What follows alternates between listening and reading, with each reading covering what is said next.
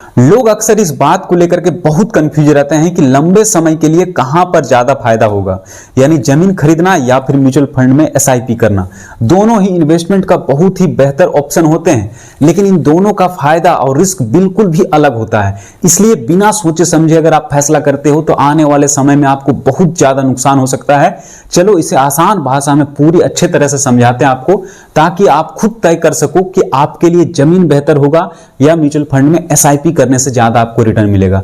भारत में लोग जमीन को एक इमोशनल इन्वेस्टमेंट मानते हैं, क्योंकि जमीन सीमित है और समय के साथ इसकी कीमत ही बहुत ज्यादा बढ़ती रहती है। लेकिन हर जगह की जमीन नहीं बढ़ती है, कई जगह प्राइस सालों तक एक जैसा ही रहता है, लेकिन शहरों के आसपास जहां पर ज्यादा अच्छा डेवलपमेंट का माहौल रहता है वहां जमीन की कीमत तेजी से बढ़ती है। जमीन का सबसे बड़ा फायदा यही है कि इसका मालिकाना हक पूरी तरह से आपके हाथ में रहता है। आप चाहें तो बेच सकते हैं, चाहे तो घर या फिर आप दुकान बना करके किराए पर भी दे सकते हैं, या लंबे समय के लिए रख करके आपको एक बड़ा रिटर्न वहां से ले सकते हैं। लेकिन जमीन के साथ साथ कई ऐसे छिपे हुए खर्च भी आते हैं, जैसे कि पहला रजिस्ट्री का झंझट, टैक्स का झंझट, दूसरा मेंटेनेंस और देख रेख का भी आपको करना होगा। और सबसे इंपॉर्टेंट चीज लिक्विडिटी की कमी होती है, क्योंकि जमीन बेचने में महीनों आपको लग सकते हैं और साथ ही साथ आपको खरीदार मिलना भी मुश्किल हो जाता है। इसके अलावा आप जमीन का रेट भी तभी बढ़ता है जब इलाके में रोड, स्कूल, मार्केट या इंडस्ट्री, मतलब जमीन का भविष्य पूरा निर्भर होता है एक तरह से लोकेशन पर और सरकार की डेवलपमेंट और प्लानिंग पर। अब चलते हैं एसआईपी और एसआईपी यानी कि सिस्टमेटिक इन्वेस्टमेंट प्लान के बारे में, जहां आप हर महीने में थोड़ा थोड़ा करके आप इन्वेस्टमेंट करते हैं तो लंबे समय में आपको कंपाउंडिंग आपके पैसे को तेजी से बढ़ाती है। अगर कोई व्यक्ति 20 साल तक एसआईपी करता है तो उसका पैसा 4 से 6 गुना तक बढ़ सकता है, कुछ मामलों में इससे ज्यादा भी। सबसे ज्यादा अच्छा अगर फायदा अगर बोला जाए तो एसआईपी शुरू करने के लिए आपको लाखों की जरूरत नहीं होती है, आप मात्र 500 रुपये से भी आप एसआईपी शुरू कर सकते हैं।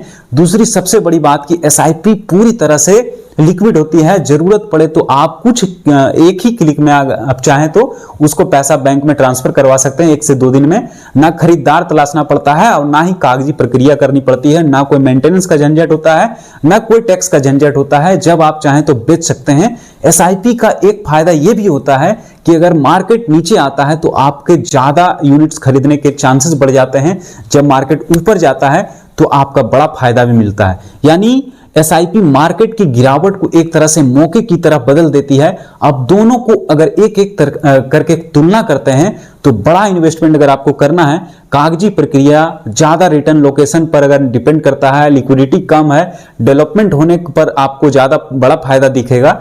और रिस्क के बारे में अगर देखा जाए तो गलत लोकेशन अगर चुन लेते हैं तो सालों तक आपका प्रॉपर्टी वैसे की वैसे ही पड़ी रहेगी।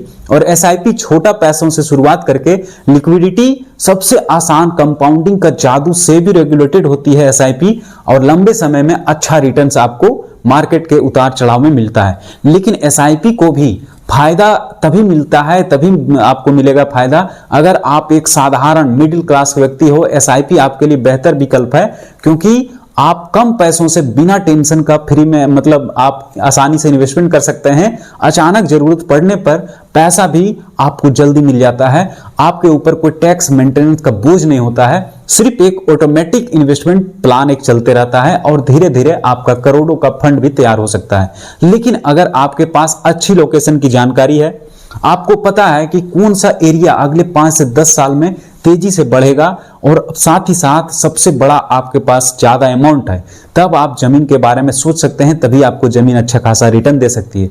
खास करके टायर 2 सिटी, टायर 3 सिटी शहरों में, जहां आने वाले सालों में डेवलपमेंट होने वाला है। सीधी भाषा में समझो, जमीन अमीर लोगों की गेम है एक तरह से, एसआईपी आम आदमी की ताकत है। जमीन ठोस संपत्ति है, एसआईपी तेजी से बढ़ने वाली है, फाइनेंशियल संपत्ति है। अगर एक तरह से आप एसआईपी करते हैं तो अगर आपकी कमाई अभी कम है तो आपको भविष्य के लिए पैसा तैयार करना है तो एसआईपी सबसे आसान और सही तरीका है। अगर आपकी आमदनी एक तरह से इनकम बहुत अच्छी है और आप लोकेशन को पहचान लेते हो तो जमीन आपको बड़ा फायदा रिटर्न दे सकती है। लेकिन एक बात याद रखना, जमीन और एसआईपी एक तरह से दुश्मन नहीं है, दोनों अपने अपने एक तरह से रोल में मजबूत हैं, एक तरह से अपने आप में स्ट्रांग है। आपके लक्ष्य, आपके पैसे और आपकी जरूरत तय करते हैं कि आप किस में निवेश करना चाहिए।